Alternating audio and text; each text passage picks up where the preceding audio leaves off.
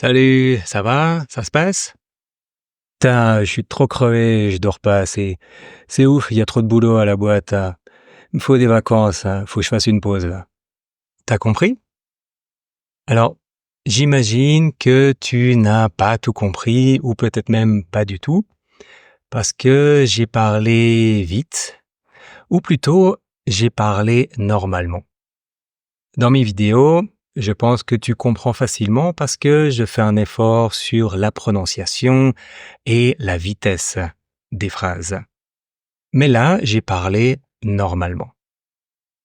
Alors, c'est difficile de comprendre les Français en général parce qu'il y a une différence entre prendre des cours, d'apprendre le français académique et le français de tous les jours. Déjà, les problèmes, c'est que la langue est monotone. Il n'y a pas beaucoup d'intonation. Ensuite, on utilise fréquemment de l'argot. Donc l'argot, ce sont des mots pas du dictionnaire, mais des mots que les gens utilisent comme ça. Et les Français, donc, on utilise beaucoup. On utilise souvent ces mots. Après ça, eh bien, on mange les mots. Voilà, très souvent, on mange, on raccourcit les mots. Après ça, il y a encore donc des mots ou des expressions qui sont intraduisibles littéralement dans d'autres langues. Donc là aussi, c'est plus difficile à s'habituer. Et encore, j'ai même utilisé un gros mot, c'est-à-dire un mot vulgaire. Donc, je vais t'expliquer et dans 10 minutes, tu vas comprendre ce que j'ai dit. Et puis, avec ces techniques, tu vas pouvoir comprendre beaucoup plus facilement les Français en général et aussi dans les films. Parce que dans les films, donc, les gens parlent normalement, pas comme au théâtre où il y a un effort. Donc voilà, ce sont des techniques qui vont te permettre de comprendre beaucoup plus facilement la langue française parlée et pas juste académique. Pour commencer, donc, manger les mots. Alors, souvent, les mots, en fait, on retire la lettre E finale. Par exemple, le pronom je ou l'article le. Aussi la préposition de ou le pronom relatif que. Très facilement, on va retirer la dernière lettre, donc la lettre E. En fait, c'est un peu comme un réflexe, parce que on le fait déjà quand le mot suivant commence par une voyelle. Par exemple, verbe être je suis, mais le verbe avoir j'ai. Donc c'est un réflexe, un peu une habitude. On va couper donc la lettre E à le final, et donc je suis devient je suis. Et ça, c'est très fréquent et même le son change un peu. Ce n'est pas juste je suis, mais je suis. La même chose encore avec les pronoms relatifs. Je, me, tu, te, il, se. Là aussi, très facilement, on va retirer cette dernière lettre. Et il y a encore d'autres exemples. En fait, avec les pronoms personnels, donc je, ok, je, mais tu facilement devient te. Et même il, c'est juste i. Par exemple, le verbe savoir. Je sais, tu sais, il sait, très facilement devient je sais, t'sais, il sait. Donc voilà, là c'est déjà un premier conseil, c'est de s'habituer juste à reconnaître ces pronoms qui viennent ici. C'est très court, mais voilà, c'est l'idée de s'habituer à reconnaître le pronom avec le verbe. Après ça, on élimine facilement les mots trop évidents. Je veux dire par là, alors le meilleur exemple, ce sont les phrases négatives. Négative, ne pas, ne plus, ne rien, ne jamais.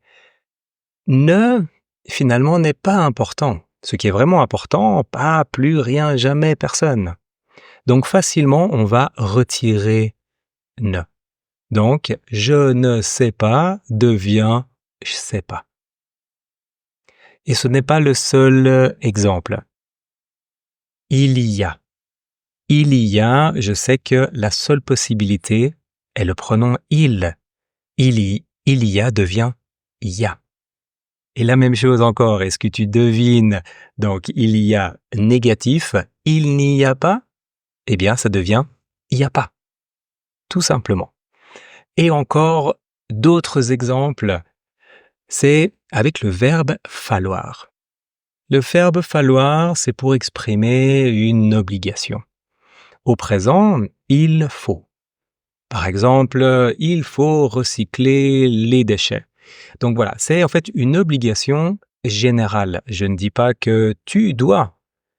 C'est général. Obligation de recycler.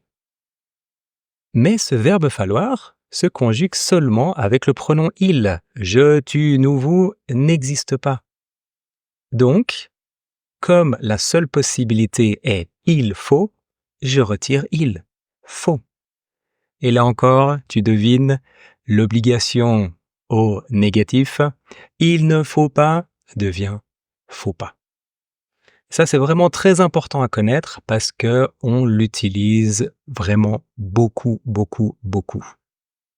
Et j'en arrive justement au point où on utilise des expressions intraduisibles dans d'autres langues. Justement, il faut est vraiment très difficile à traduire. En anglais, je peux dire one must, it's mandatory. Ou en espagnol, hay que. Mais l'utilisation en français, là aussi, est vraiment spécifique. Parce que je peux utiliser ce verbe il faut avec un autre verbe, il faut recycler. Mais je peux aussi utiliser simplement avec un nom pour exprimer une nécessité. Il faut du temps pour ce projet. Il faut de l'argent pour acheter une maison. Et ça, c'est vraiment difficile à traduire et c'est très, très pratique. Donc là aussi, reconnaître ce verbe qu'on utilise vraiment tout le temps. Avec ça encore, on a l'argot. Donc voilà, des mots qui ne sont pas du dictionnaire. Il y en a beaucoup, bien sûr, mais là, j'aimerais te donner juste une petite liste. Ce sont vraiment les mots les plus fréquents, donc très utiles à connaître. Le boulot, bosser, le taf, taffer, mater, crever, la boîte. En français, on aime beaucoup utiliser des mots précis pour s'exprimer. La langue française est une langue très riche, avec beaucoup de vocabulaire. Et donc, on utilise beaucoup ces mots et même on invente des nouveaux mots qu'on a besoin. Ce sont des mots d'argot, justement, qui sont peut-être inspirés d'autres langues ou aussi d'anciens français qu'on réutilise. Mais avec ça, on a encore le verlan. Là, le verlan, c'est l'idée de changer l'ordre des syllabes. Si je dis laisse tomber, laisse béton. Et là aussi, c'est devenu tellement fréquent qu'il y a des mots de verlan qui sont passés dans le vocabulaire commun. Alors qu'au début, c'était très spécifique pour certaines communautés. Mais maintenant, il y a aussi quelques mots de verlan que je t'encourage à connaître. Voilà une liste. Ouf, chelou, relou, cum, meuf, rebeu, renois, quebla, cum, wham, what. Et encore pour finir, alors, les gros mots. Donc les mots vulgaires. Parce que dans la conversation du début, j'ai aussi utilisé un gros mot. Alors, attention, je n'encourage pas du tout l'utilisation des gros mots, des insultes, parce que bien sûr, c'est très amusant. Mais il faut faire attention, parce que on peut blesser quelqu'un sans s'en rendre compte. Donc vraiment, je n'encourage pas l'utilisation, mais c'est utile quand même de reconnaître ces mots. Le plus évident, merde. Et aussi con. Voilà, comme stupide, mais plus vulgaire. Et bien sûr, vraiment le gros mot, mais qu'on utilise tout le temps et partout, putain.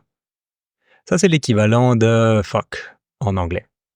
Et c'est pour exprimer quelque chose de négatif, bien sûr, mais on l'utilise aussi des fois de manière positive pour vraiment dire quelque chose de grand, de fort, d'impressionnant. Donc voilà, c'est vraiment pour mettre un peu comme une tonique sur la phrase. Mais, bien sûr, hein, comme on aime manger les mots, eh bien, ce mot-là, on va le manger aussi. Putain devient tin. Alors, ce n'est pas automatique, pas toujours, mais c'est ce que j'ai utilisé au début de la phrase. On reprend la phrase maintenant. Putain, je suis trop crevé, je dors pas assez. C'est ouf, il y a trop de boulot à la boîte. Il me faut des vacances, faut que je fasse une pause là. Est-ce que tu comprends mieux? On va juste mettre un peu la forme correcte maintenant. Et voilà, avec ces techniques, eh bien, tu vas comprendre beaucoup plus facilement les Français en général. C'est vraiment en fait des sons. Il faut s'habituer aux sons, principalement avec les pronoms, les articles et les verbes. J'espère que cette explication t'a été utile. Je te dis à bientôt pour une prochaine vidéo.